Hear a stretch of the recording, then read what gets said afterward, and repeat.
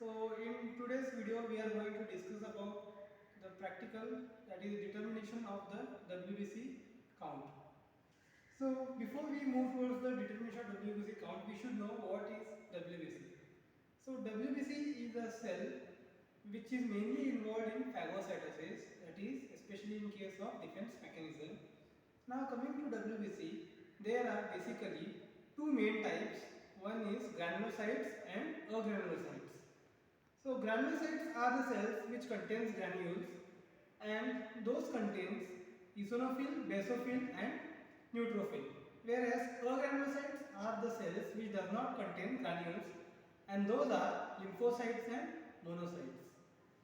So in today's practical we are going to determine the total WBC count in the blood. So for this apparatus we require various instruments like microscope, then hemocytometer. So this hemocytometer, it contains different things like WBC dilating pipette and the Neuber chamber.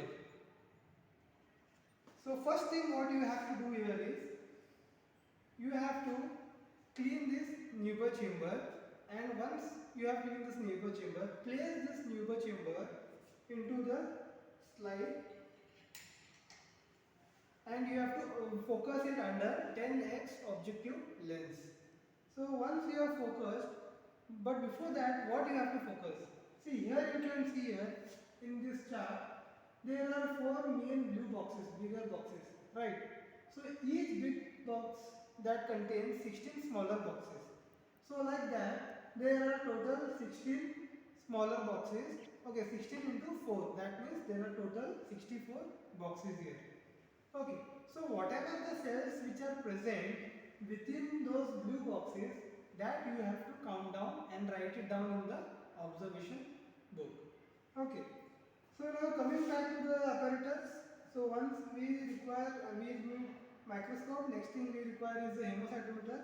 Then the third and important part will be the lancet, or we call it as a pricking needle. Okay, so this is mainly used to withdraw the blood from the finger.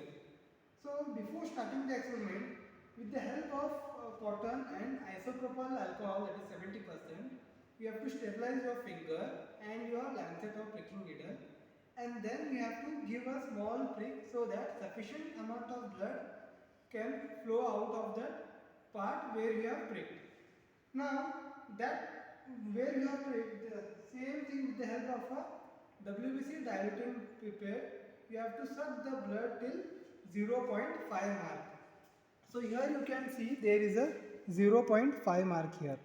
Okay, so once you have taken the blood till 0.5 mark, next you have to take the WBC diluting fluid.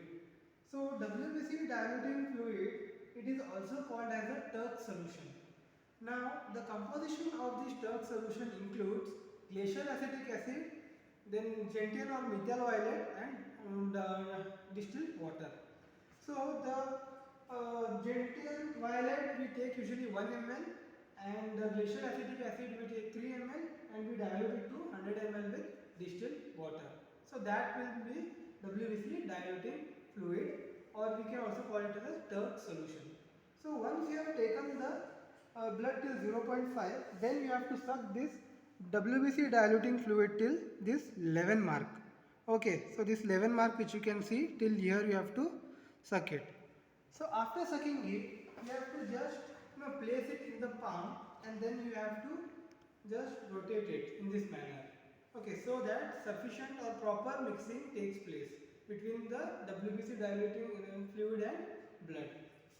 After that, so here once we have placed the slide Neuber chamber here, right? Now the first 2 drops you have to discard it. Okay, and the third drop which is there, that you have to, you can just come here.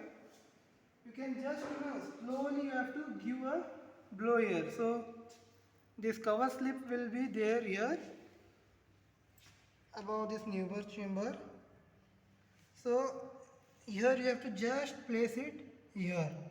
Okay, so whatever the fluid is there, it will be taken inside, and then you have to see it here, you have to see the number of cells which are present in this individual boxes and note down in the observation column. Okay. Now what is the role of this WBC diluting fluid? See, it contains the glacial acetic acid. So what this glacial acetic acid does is, it mainly helps in breaking down or lysis of the other cells like RBCs. Okay. And the gentle or methyl violet, its main role will be to stain the nucleus which is present in the white blood cells. Okay. So here you can see, once you have focused it, you have to count the number of cells there in individual boxes.